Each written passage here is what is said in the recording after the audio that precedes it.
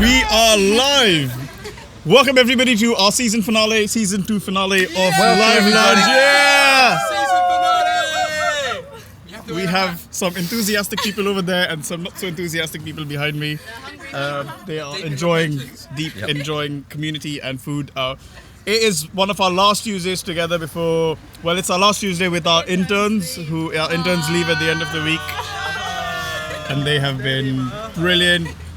If you guys are interested in the internship program with Emmanuel 2019-2020, drop us a message. We'll get back to you. But our interns have been brilliant. So we are having a goodbye barbecue with them, and quite a few of our staff are down here. The wonderful Dave Andrews on the barbecue.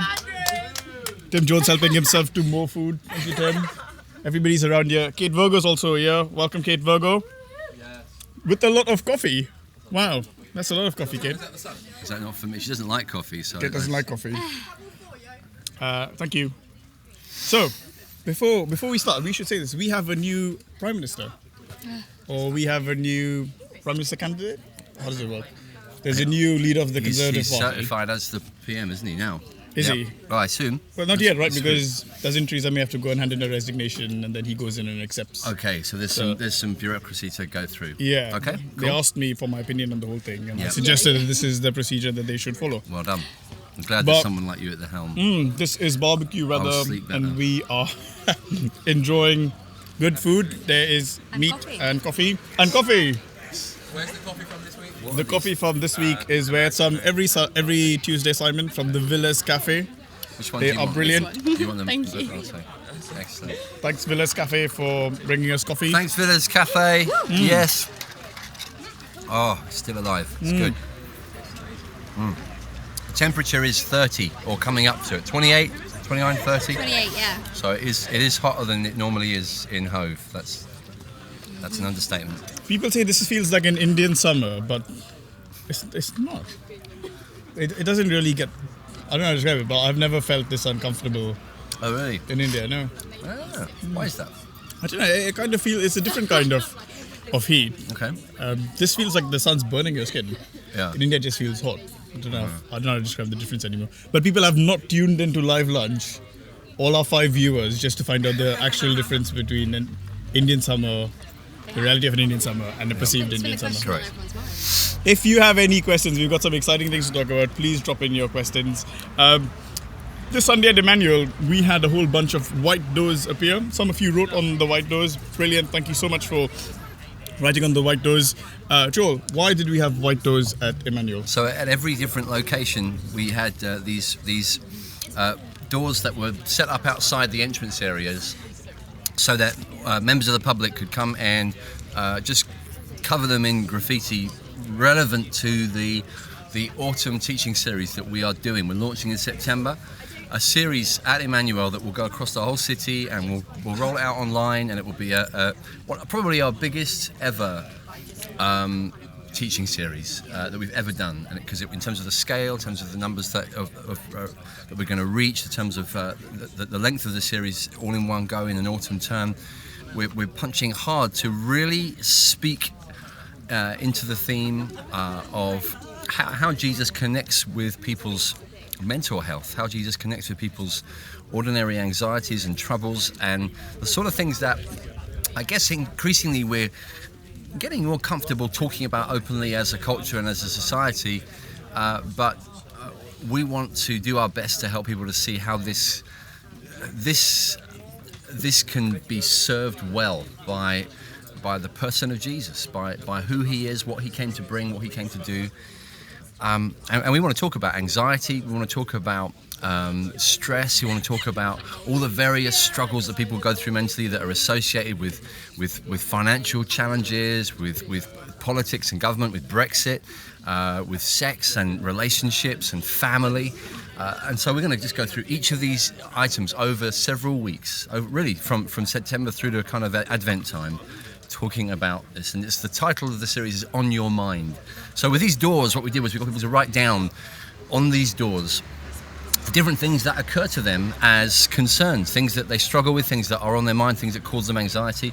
And we got various responses. People wrote down a whole range of different issues. When you think about it, 6 different doors spread across different locations in the city.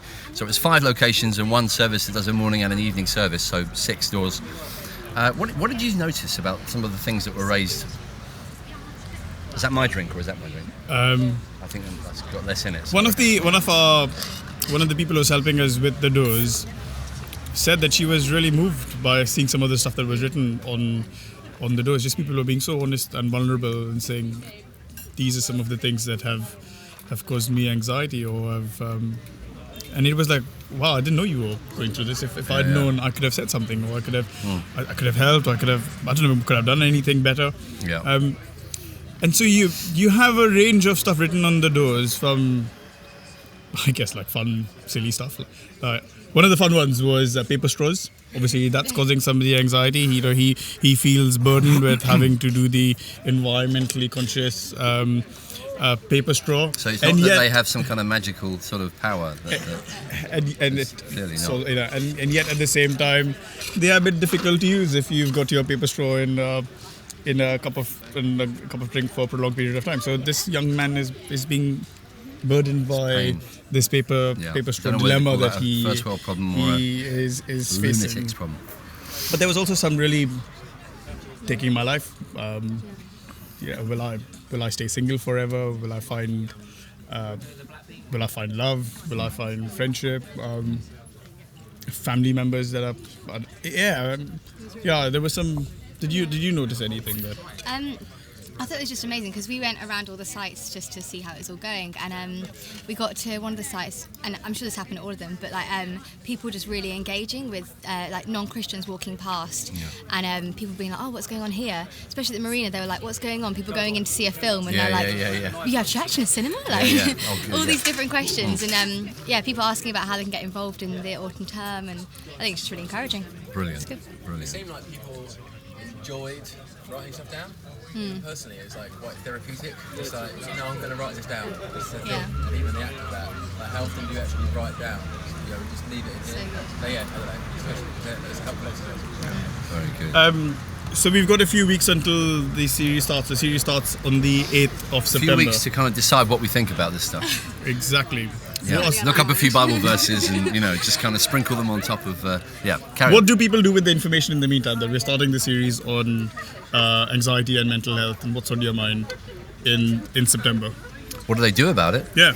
I would say if you are someone who loves Jesus and you want other people to enjoy the relationship with him and the grace and the peace and the rest that he uniquely brings, you'll probably want other people to have the same thing. You want to share that with people who are walking through life with the kind of burdens that Jesus is uniquely able to carry.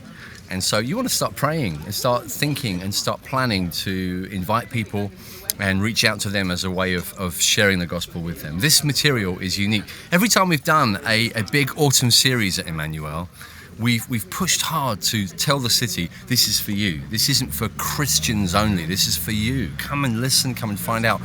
But we've nearly always done it very much on the terms of what the Bible's message already is. So that the questions we've been asking have been, who's Jesus, and what's Christianity, and is the Bible true, and is it relevant, and asking those kinds of questions, which are good questions and necessary questions.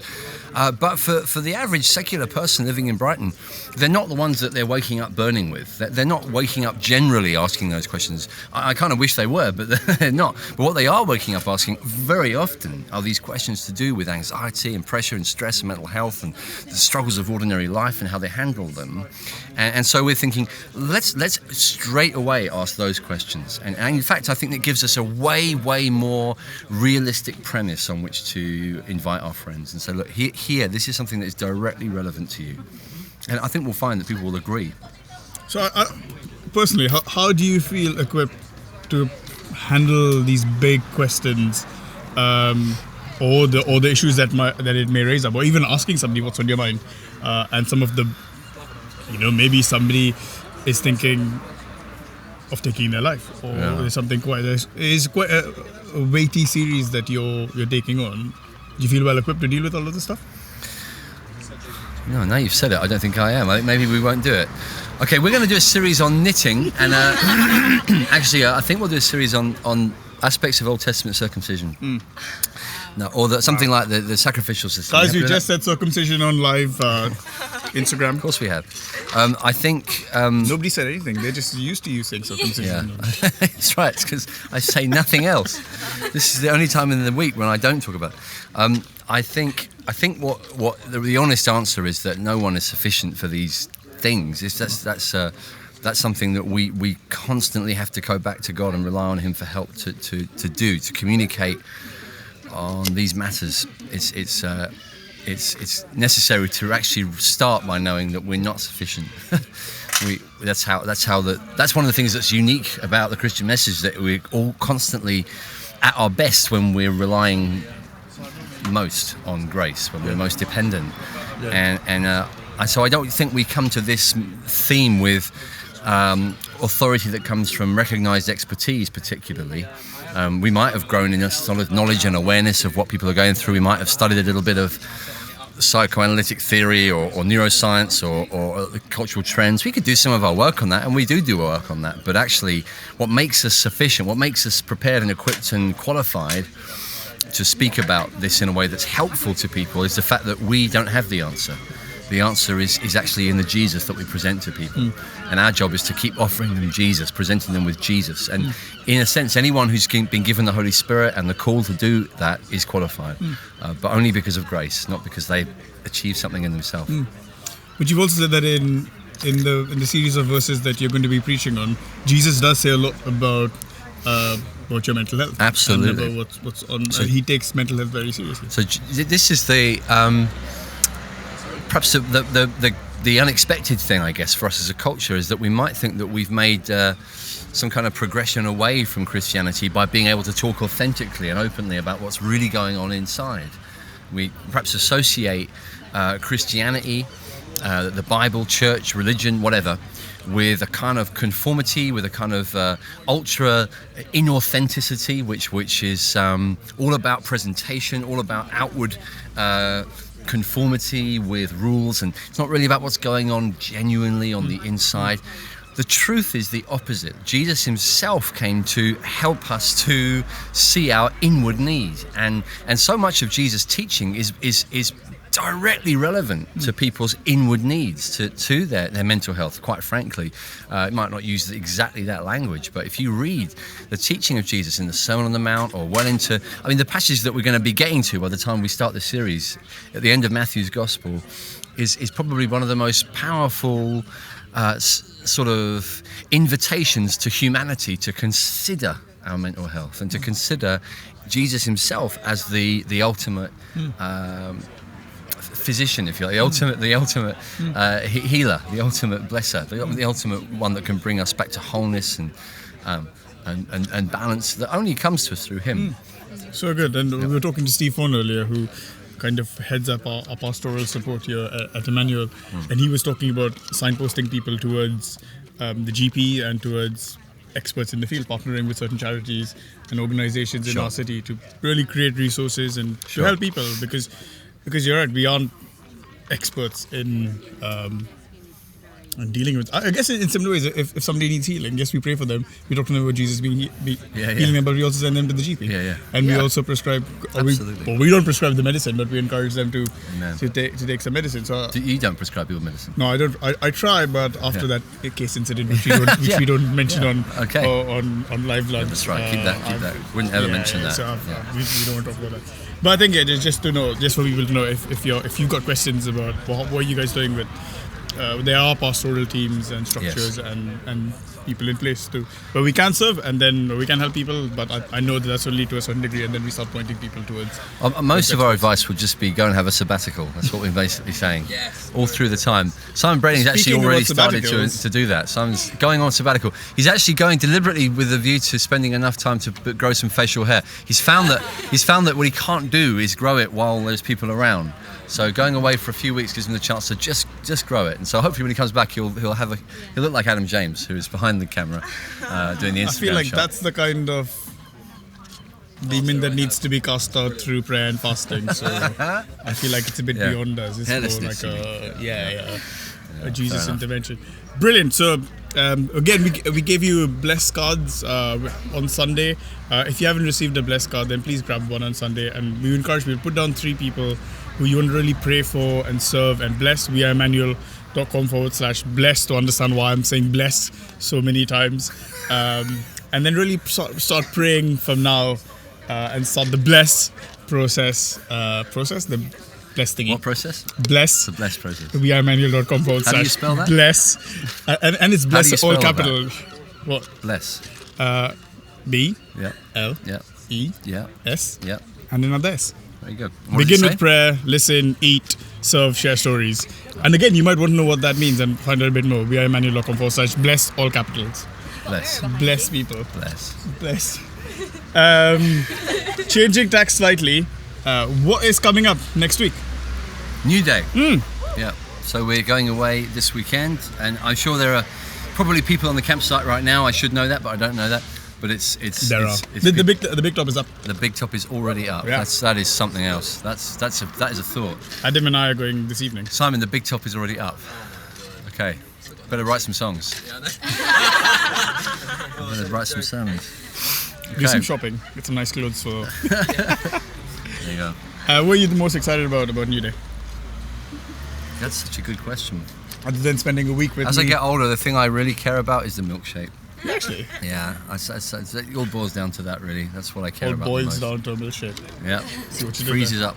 No, I am looking forward to. What am I looking forward? I think just. It's hard to put your finger on because I think what always ends up being extraordinary about New Day you can't quite predict, and so just having that time with God's people and in the presence of God, celebrating Jesus, seeing what He does. Yeah. So it will be fantastic. As it always is. Brilliant. Yep, so we New Day, if you, again, newdaygeneration.com is the website. Find out more, 8,000 young people and servers gathering to worship Jesus in the field in Norwich. Which Amen. is going to be fantastic. We are actually hoping to do a New Day live lunch special. So just in case you thought, oh my gosh, what do I do next week? I'm sure you thought that. Yeah. We are hoping to do a New Day live lunch special. You didn't know that, did you?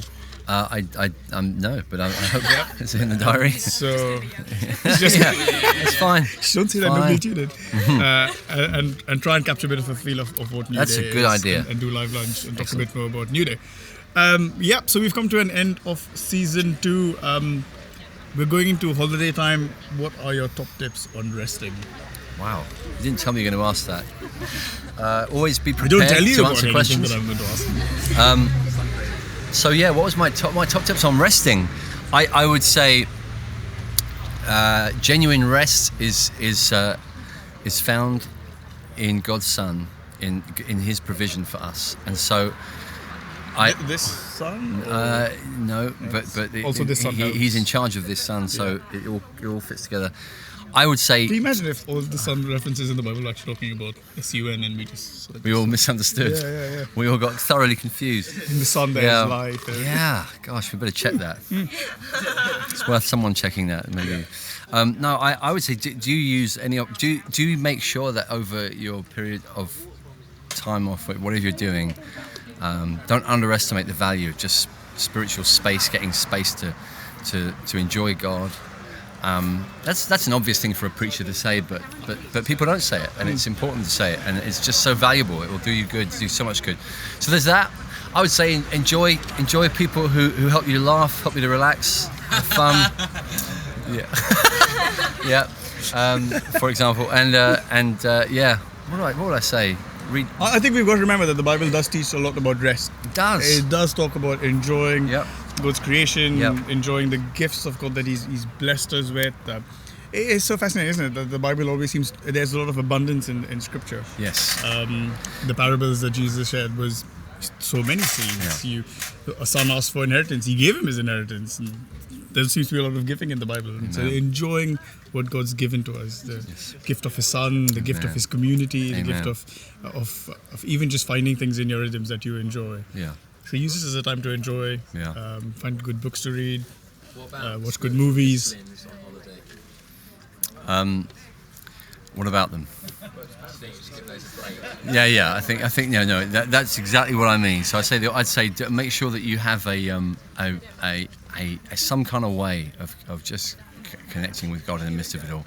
But it's so easy to assume that that's a work thing. But I find that it's even if it's just Simon. It's just some kind of routine or some kind of way of connecting with God in the midst of holiday is good. Brilliant. What do you do to make you happy on holiday that makes you feel like you're on holiday? You know what? I actually really like.